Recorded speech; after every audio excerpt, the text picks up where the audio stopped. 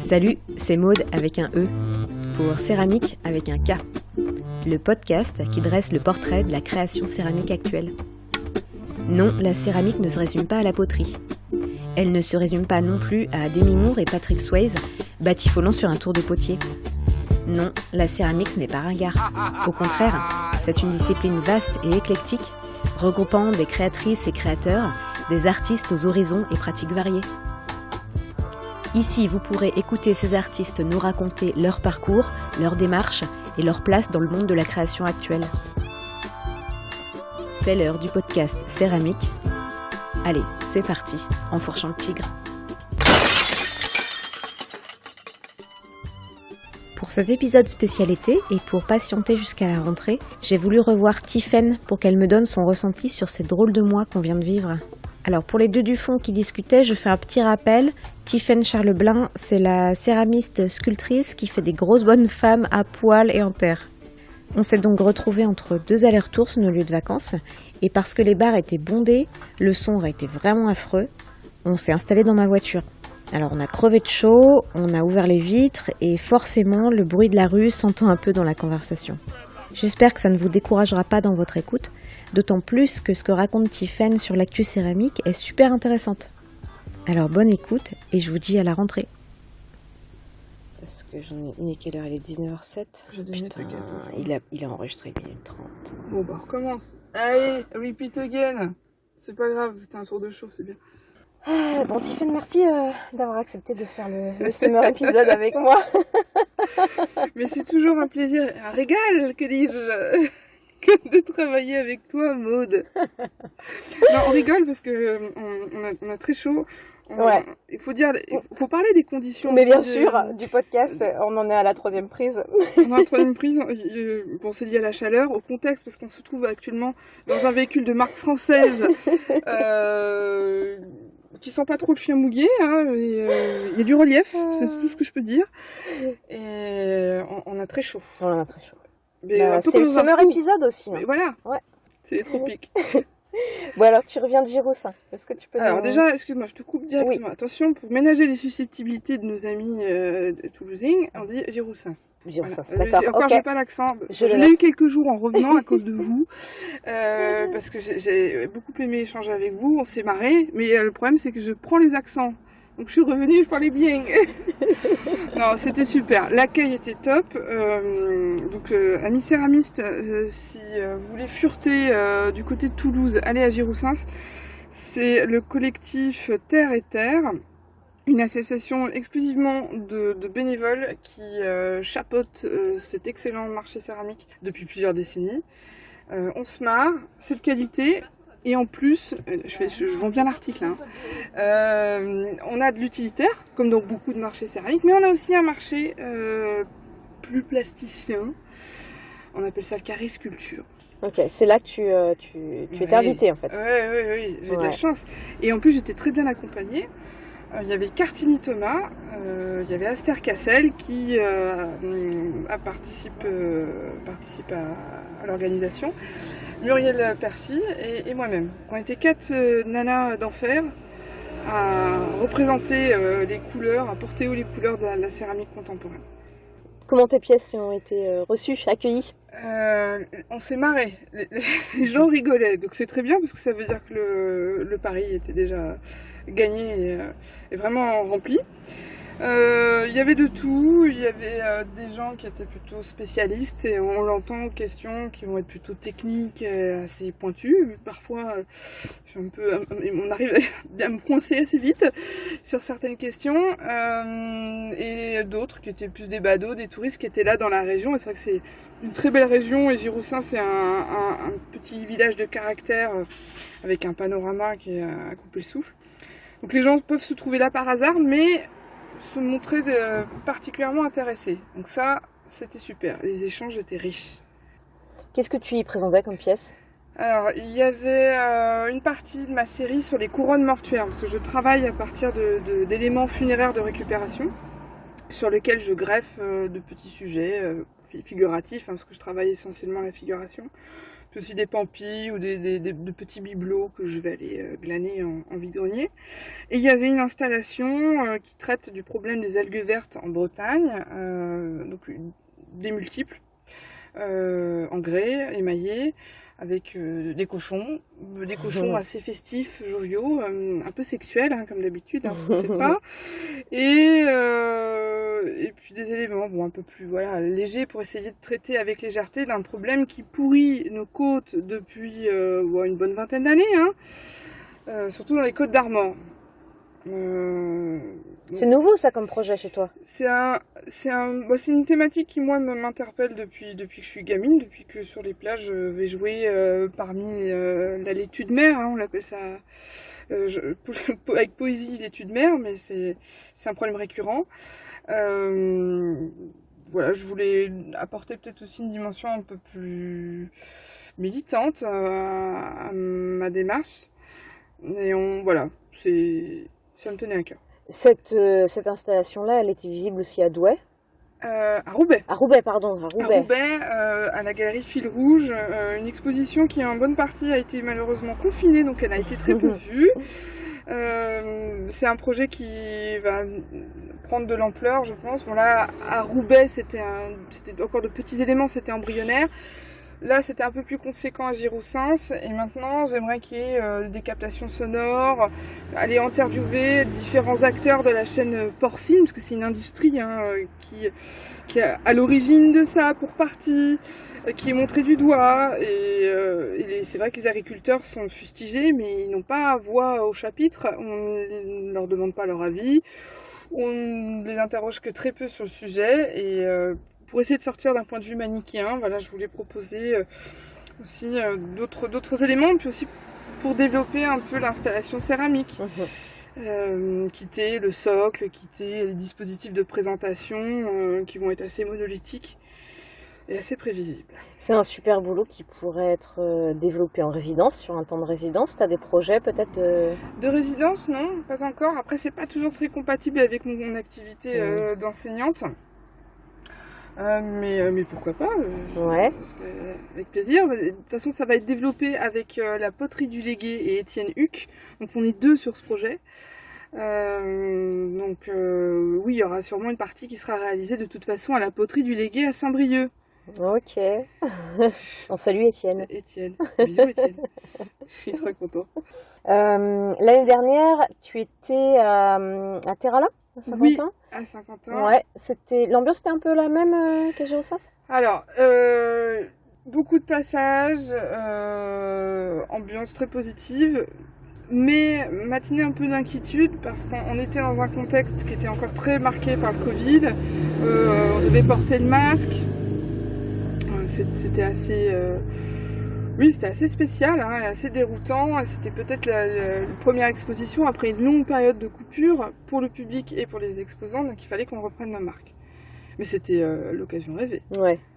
Et le public était aussi réceptif Très réceptif, et pareil, un public assez hétérogène. Ouais. C'est ça qui est intéressant aussi pour les exposants, parce que ça nous amène à travailler notre communication, à adopter différentes postures qui peuvent être d'informations de base, comme des échanges de haute volée, théoriques assez pointus. Okay.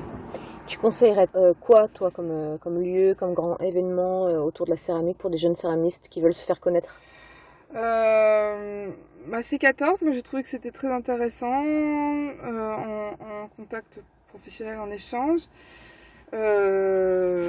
Terrala, Giroussens aussi, hein, tous ceux que j'ai cités, moi j'ai trouvé que c'était intéressant. Après, c'est vrai que j'ai pas encore eu l'occasion d'aller à Saint-Sulpice, mais j'en ai des retours très, très positifs. Et c'est vrai que c'est un événement de renommée et d'intensité peu comparable, je pense. En tant qu'influenceuse céramique? Oula. Influenceuse et céramique, wow. Selon toi, il se dégage quoi comme grande tendance un petit peu en ce moment de la céramique? Il y en a plusieurs. Ouais. Et c'est ce qui fait la richesse du médium, mais qui ne contribue pas à clarifier une situation déjà opaque autour du médium céramique.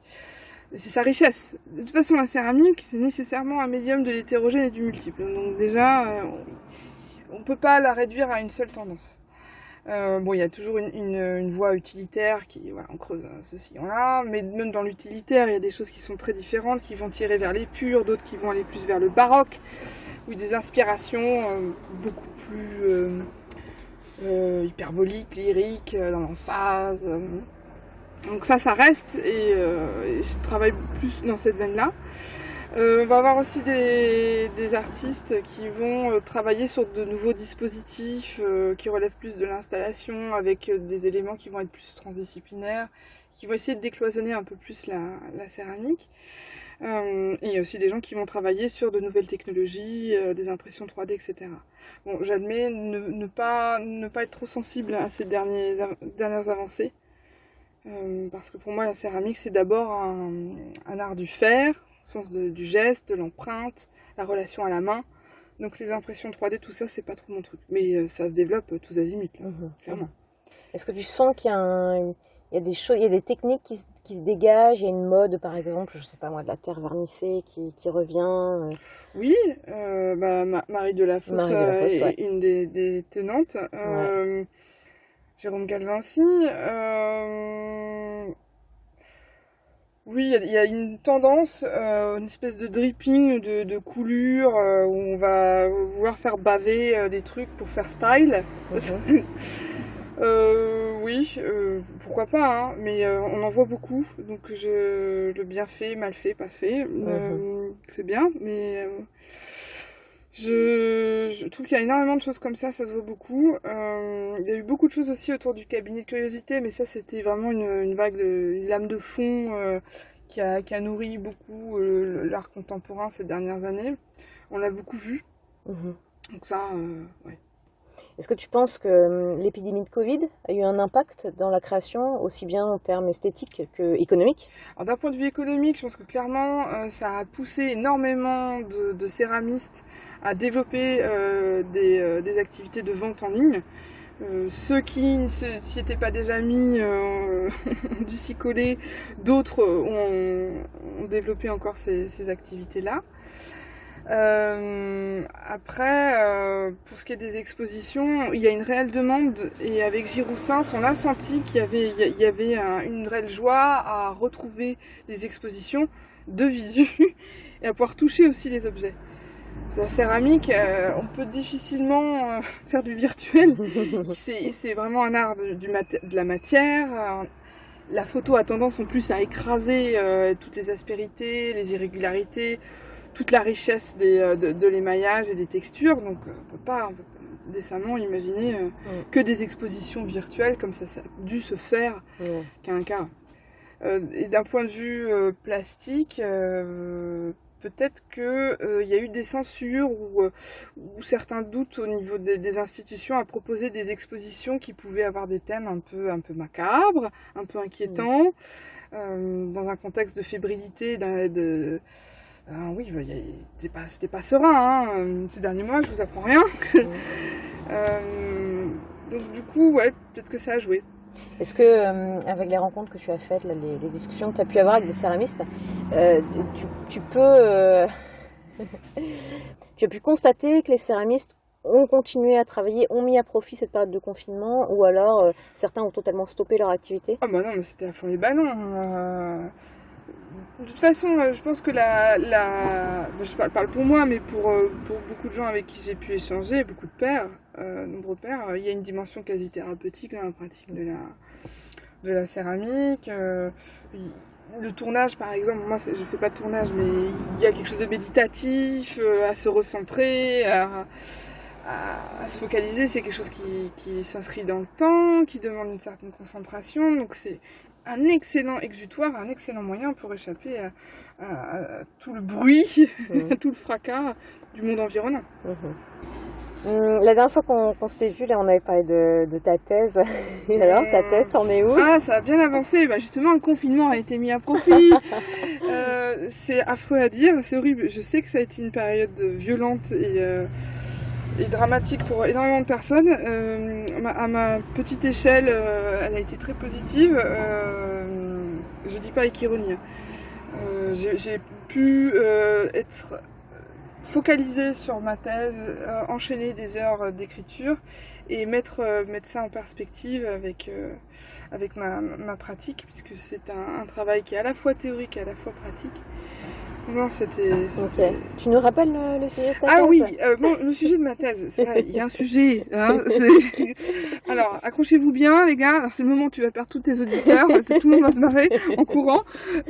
Donc, ça porte sur les figures. L'intitulé officiel est les figures théâtrales du grotesque contemporain. Donc, à la base, je n'osais pas trop parler de céramique parce que je voulais plus parler d'une veine qui est dans l'outrance, l'excès, et qui réactive des motifs anciens issus de mouvements tels que le maniérisme, le grotesque, le baroque, le rococo et le kitsch, pour faire reprendre tout le chapelet historique. Puis il se trouve qu'en fouillant, je me suis aperçue qu'il y avait énormément de céramistes qui travaillaient sur la question. Et qu'il y avait une convergence entre cette réactivation de motifs anciens, le travail de la valorisation de cultures dites subalternes, liées au populaire, au kitsch. Il y a tout un travail de définition là-dessus. Et le retour de la céramique qui n'avait pas disparu, mais qui n'était pas en odeur de sainteté pendant un certain temps. Donc voilà, mon objet se situe au carrefour de toutes ces problématiques. Ok. C'est dense, mais c'est génial. Il y a vraiment quelque chose qui se passe, qui relève à la fois de l'esthétique, mais à la fois du social, des questions identitaires, des cultures dites mineures. C'est intense. J'ai essayé d'être synthétique. Ouais, mais c'est pas mal. C'est dur. Non, mais en même temps, allez les gars, condensez 400 pages. Tu connais pas les défis là, présente ta thèse en je sais plus combien, en 1 minute 30 Tu n'y arriverais pas. Je peux vous faire un petit bonhomme ou un petit cochon avec un phallus ou un vagin, enfin une vulve, en 180 secondes. Ça, okay. Je peux faire. Ouais, ok. Ça peut condenser la problématique de la thèse. Ça sera peut-être un peu plus vendeur déjà. Le podcast, ton épisode, je te l'apprends là, c'est celui qui a le plus marché, où j'ai le plus d'écoute en fait. Ouais. Merci public. Ouais. Merci. En fait, c'est ma mère qui l'a écouté 15 000 fois, c'est ça ? C'est possible. Maman, arrête, il faut appuyer sur stop maintenant. C'est quoi les retours que tu as eu là-dessus ? Très bon retour d'amis. De céramistes aussi, qui m'ont gentiment écrit, à qui je fais de gros bisous. Oui, de gens qui prennent conscience.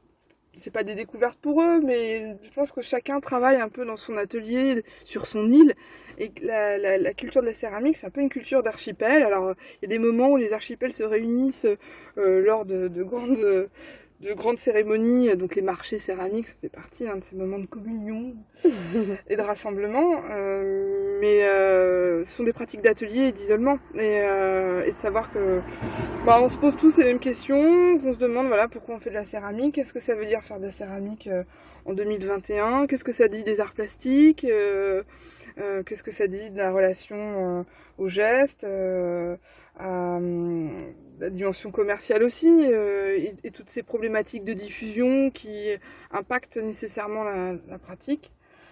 Voilà, je pense que c'est une forme de réconfort aussi. Vous n'êtes pas seul. Voilà. Au fin fond de vos ateliers. De la galaxie céramique. D'autres êtres vivent aussi les mêmes les expériences. C'est assez folle. Bon. Bah ouais, écoute, en tout cas, je voulais te remercier de m'avoir accompagnée là sur la saison 1, parce que ce qu'on peut dire aussi, c'est que tu as été directrice artistique adjointe sur la programmation. C'est quel titre parce que, si, grâce à toi, j'ai rencontré plein de céramistes, des noms qui vont arriver là pour la saison 2, des interviews que j'ai pu faire, donc merci à toi. Il y a du dossier, attention. Ouais. Non, mais j'ai rien fait, j'ai croisé des gens qui étaient super, qui ont accepté aussi d'échanger sur ce qui les animait, sur leurs choix, des choix plus ou moins conscients même.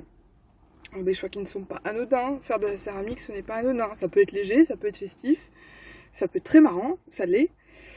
Mais c'est pas un choix qui est neutre dans le monde de l'art contemporain. Et il faut que ça reste quelque chose d'un peu à part aussi. Il y a cette singularité qui est précieuse.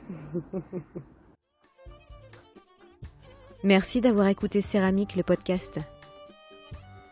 N'hésitez pas à vous abonner ou à nous laisser 5 étoiles.